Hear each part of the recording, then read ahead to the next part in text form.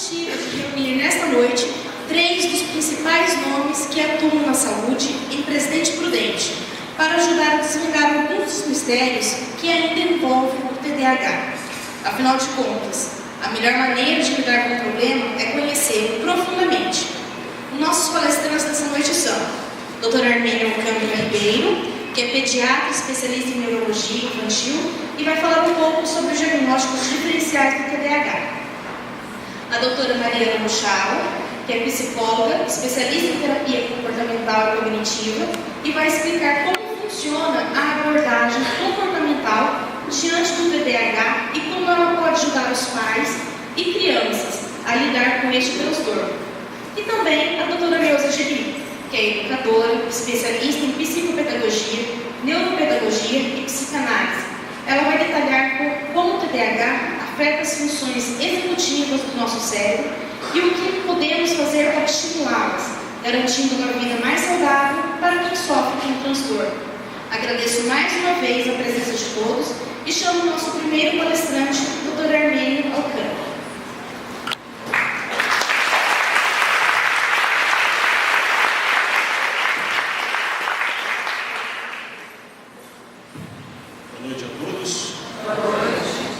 Primeiro, agradecer a comissão organizadora.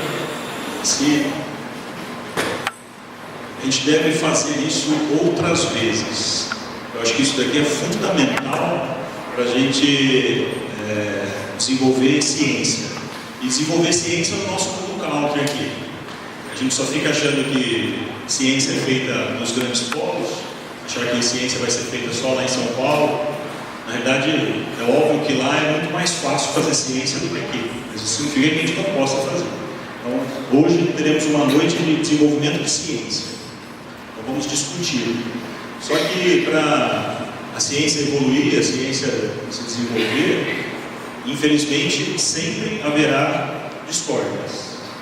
Então, eu espero que vocês saiam daqui com muito mais dúvidas do que resoluções das suas dúvidas vindas para cá. Uma ideia é que vocês saiam daqui com mais interesse em saber o que é um TDAH e outros problemas, distúrbios, transtornos neurocomportamentais, neuropsiquiátricos. Que assim a gente vai desenvolvendo quanto mais curiosidade a gente tiver. Bom, mas o assunto a ser trabalhado hoje ficou sobre o TDAH e não foi à toa que a gente vai falar sobre o TDAH. A gente está falando de uma população ao redor de 5% em idade escolar. Isso daí é ao redor de 1 a cada 20. Isso é prevalência estatística brasileira, não é americana. A gente está acostumado a tudo baseado na prevalência americana. Mas o Guilherme Polanzinho, que é um psiquiatra infantil, um gaúcho que agora está aqui na USP, mas ele era lá da Universidade Federal do Rio Grande do Sul, ele fez um trabalho brasileiro alguns anos atrás e ficamos ao redor de 5%. Então nós estamos falando em 5% das crianças em idade escolar. Isso é um grupo grande, porque uma sala que tem ao redor de 30 alunos, estamos falando de ao redor de 1 a 2 alunos todas as salas. Tá? Então vamos começar então os slides.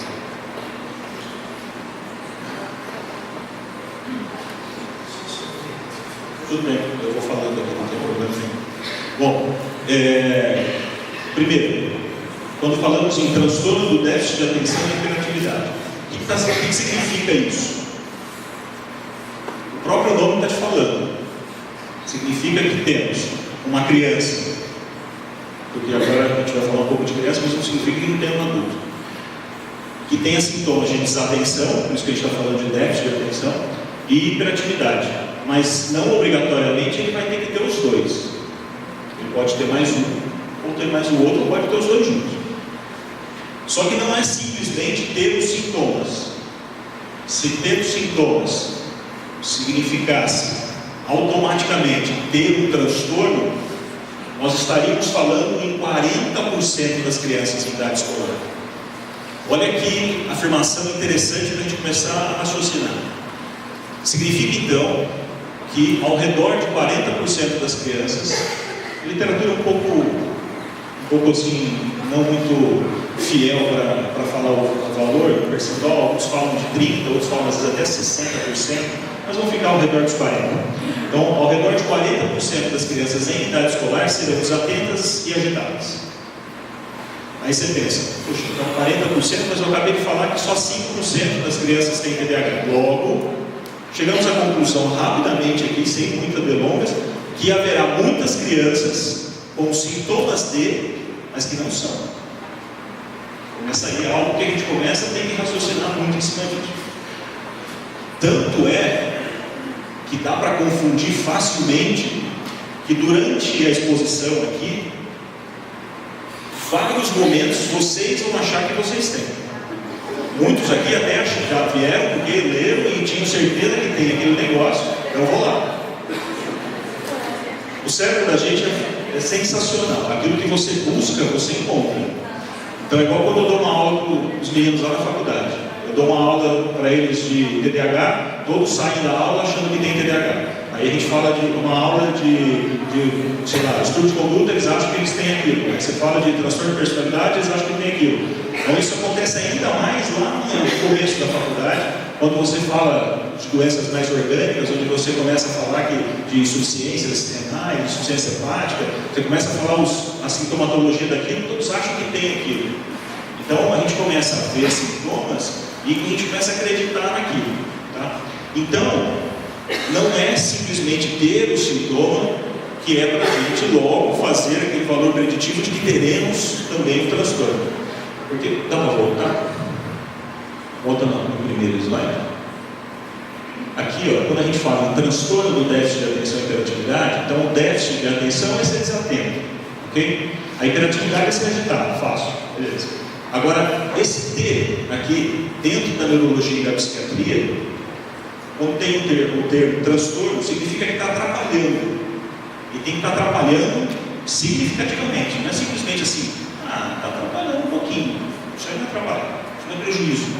Porque isso faz parte do critério diagnóstico. Tem que estar atrapalhando. Tá? Não é algo assim que poderia estar melhor. Não, é algo que está realmente prejudicando. Ok? Então, pode passar para.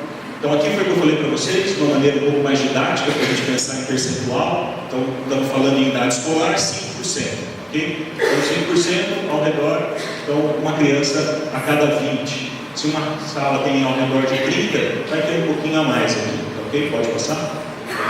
Aí logo, muitos de vocês, é que aqui talvez a gente está com um público que é uma amostra viciada, uma amostra que já tem um conhecimento prévio. Então talvez não tenha tanto isso, mas muitos que às vezes não estudam, que não estão relacionados com isso no dia a dia, talvez pensam que o TDAH é algo inventado, é algo que é coisa do marketing, da indústria farmacêutica que quer vender a medicação.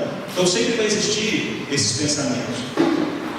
Agora, o que eu posso dizer para vocês é que isso não é nada inventado, isso é algo que está já descrito nos periódicos científicos já há mais de 100 anos. Então aqui a gente trouxe um dos primeiros para vocês, que é um periódico enviado por Lancet, feito por um cara chamado George Steele, que em 1902, ele relatou o seguinte, que ele não sabia o que aquele grupo de crianças, eram 42 crianças, eles não sabiam o que aquelas 42 crianças tinham. Mas ele falou assim, todas elas são desatentas, agitadas, inquietas e teimosas. Não sei o que elas têm, mas são todas iguais. Ele não deu nome para isso nem nada, mas ele já relatou algo que hoje a gente sabe o que é. Okay? Então a gente está falando de 1902. Isso não é um negócio de agora, não é um negócio da década passada. Tá? É que muitas vezes foram mudando o nome, pode passar. Tanto que na década de 60, o TDAH não existia. Ninguém na década de 60 tinha TDAH. Mas tinha um monte de gente que tinha um negócio chamado disfunção cerebral mínima. É a mesma coisa, só que mudou. Antes do termo disfunção cerebral mínima, chamava-se lesão cerebral mínima.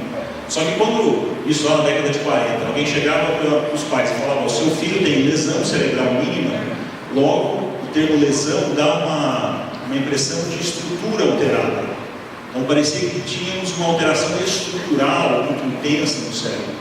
Hoje alguns trabalhos até defendem um pouco de alteração de espessura de córtex, tudo, mas nada ainda muito fiel. Porém, dava muito essa impressão de lesão, de injúria, de que tinha sido machucado, que é essa impressão de lesão. Então mudaram. Aí passaram para a disfunção cerebral mínima. Olha que bacana que já demonstra para a gente algo que é a imagem do TDAH. Observem um meninão mais à frente, já dando uma impressão para nós que é mais comum nos meninos do que nas meninas. E a gente vai ver que isso é até uma certa verdade, a gente vai trabalhar o assunto depois. Os meninos sempre com esse aspecto de avoar, tá vendo? Ó? Dando esse aspecto de ficar flutuando, tá? Então isso já era algo que já está bem próximo do que a gente imagina hoje do TDAH, pode passar. Só que o que eu chamo a atenção de vocês é que ser TDAH é para quem pode, não é para quem quer. A pessoa é TDAH porque ela sempre foi um TDAH. É um transtorno do desenvolvimento. Então, a criança tem durante o seu desenvolvimento. Não é um adulto que chega lá com 30 anos de idade, que ele quer passar um concurso público, e ele vai estudar 14 horas por dia, e nessas 14 horas por dia ele não consegue se concentrar, porque é humanamente impossível se concentrar durante 14 horas seguidas, e aí ele presta atenção, então ele tem déficit de atenção. Não. Mas toma o que você quiser para ele, porque ele é desatento, porque ele não presta atenção, o que quiser, mas não dá para falar sobre o transtorno.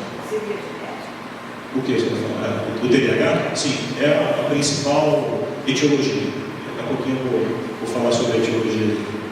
Então, assim, a princípio, nós temos o TDAH porque sempre tivemos o TDAH.